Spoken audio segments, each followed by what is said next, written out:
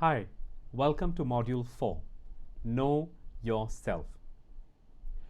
If someone asks you, tell me more about yourself, I am quite sure you would have a few things to share, at least for 30 to 40 seconds, because we have already covered that in Powerful Self-Introduction earlier in the workshop.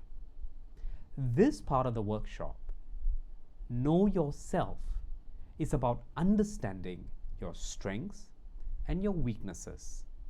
It is about knowing the opportunities in the industry as well as the threats within the industry as well as the role that you're applying for. I know it sounds like a lot, but let's break it down in steps so that you can understand and follow along. Shall we dive in?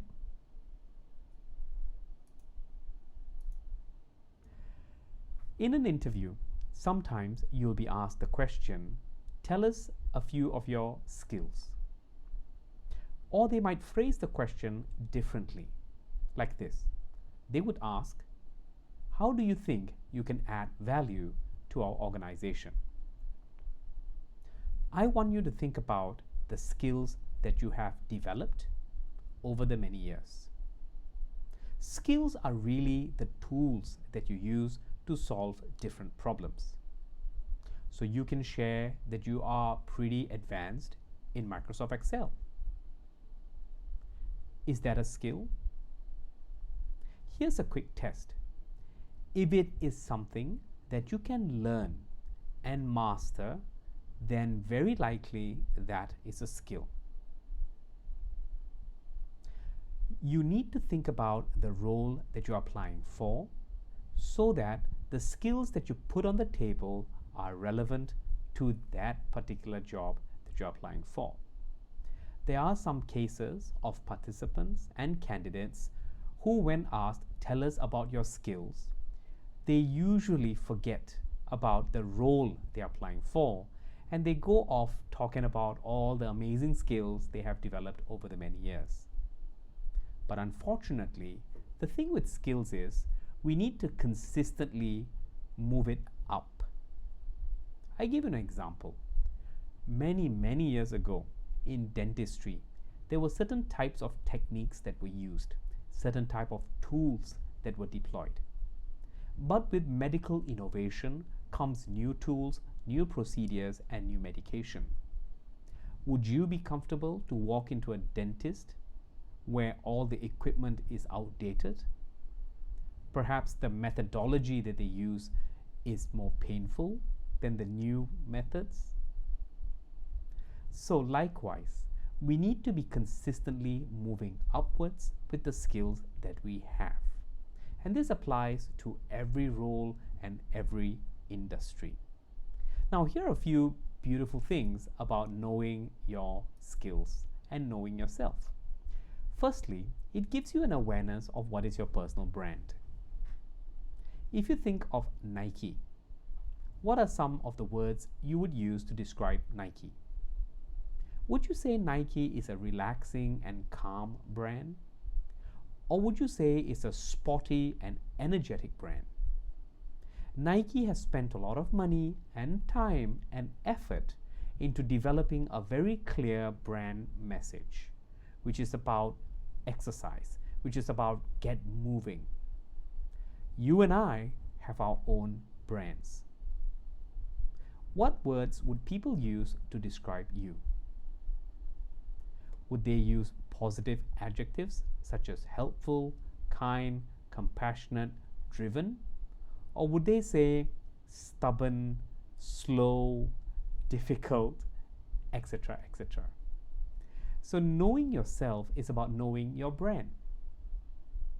Another question that comes up in interviews is, how would others describe you? Many candidates get stumped with this question because they never reflect on how others perceive them. And here's a good opportunity to dive deeper.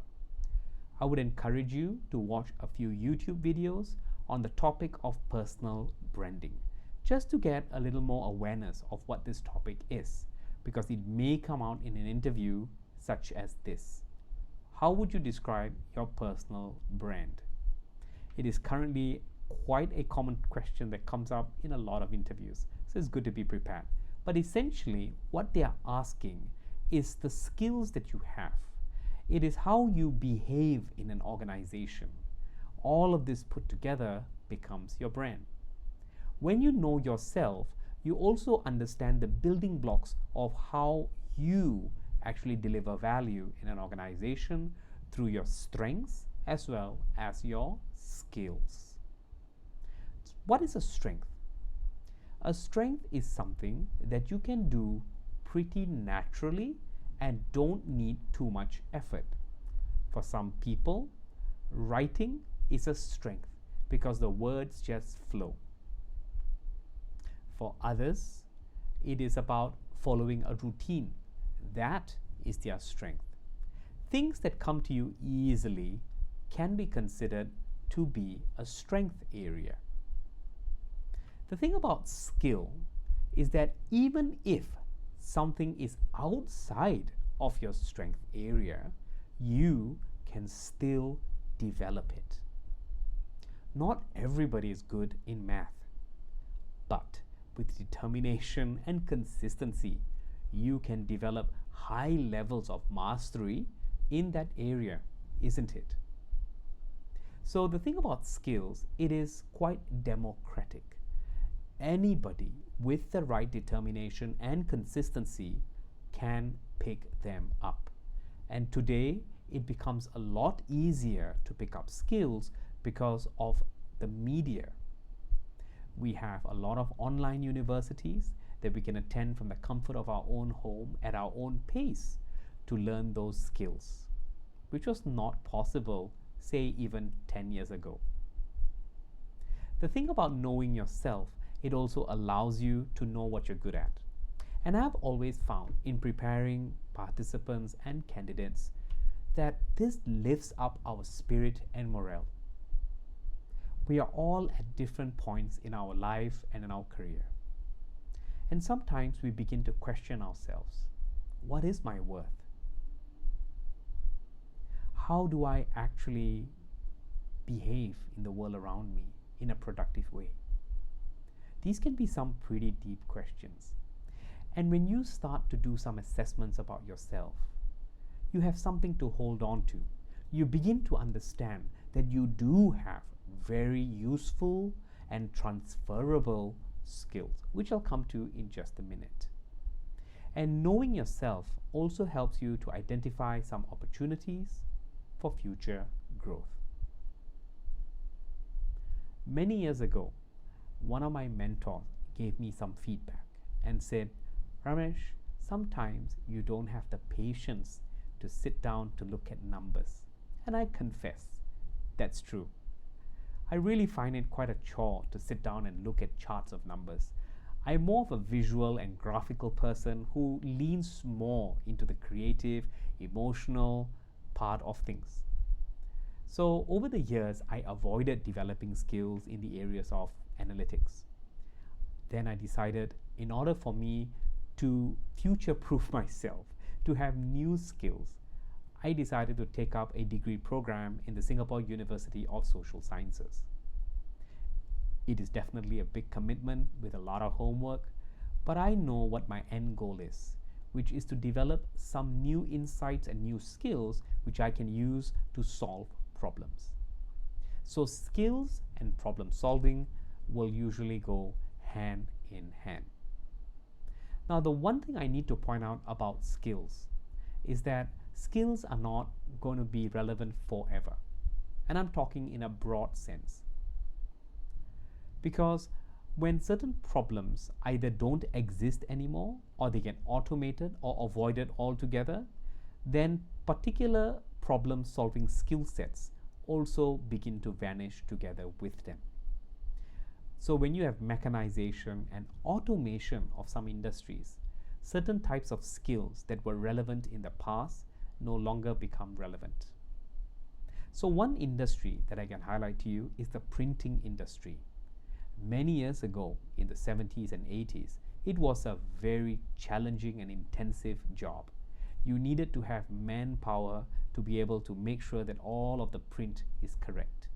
Today, we have digital printing. Everything is done electronically. In fact, the designer could be sitting in another country far away, which means the industry has become disrupted. Therefore, the skills may also become irrelevant. So it is our responsibility to keep a lookout for new opportunities, to also understand the potential threat that could come towards us in our role and our industry. And I've always found that to be a healthy way to approach things. I'm going to pause right now and bring your attention to the manual. So if you go up to your manual, which is on module 4, you will see some of the points that I've highlighted to you. Take a read and really try to understand what knowing yourself is all about. Go deeper in understanding the skills that you have. I would encourage you to fill in that box. What are the skills you want to develop to increase your employability? And this requires a mindset shift. Some of us are doing a career transition, either by our own will or by some other circumstances.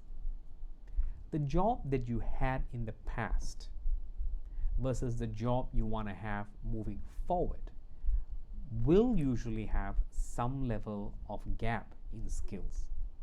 So I want you to try and write down or type out in that section what are some of the skills you are going to develop within the next 2 to 3 months. I'll see you in a short while after you've completed this.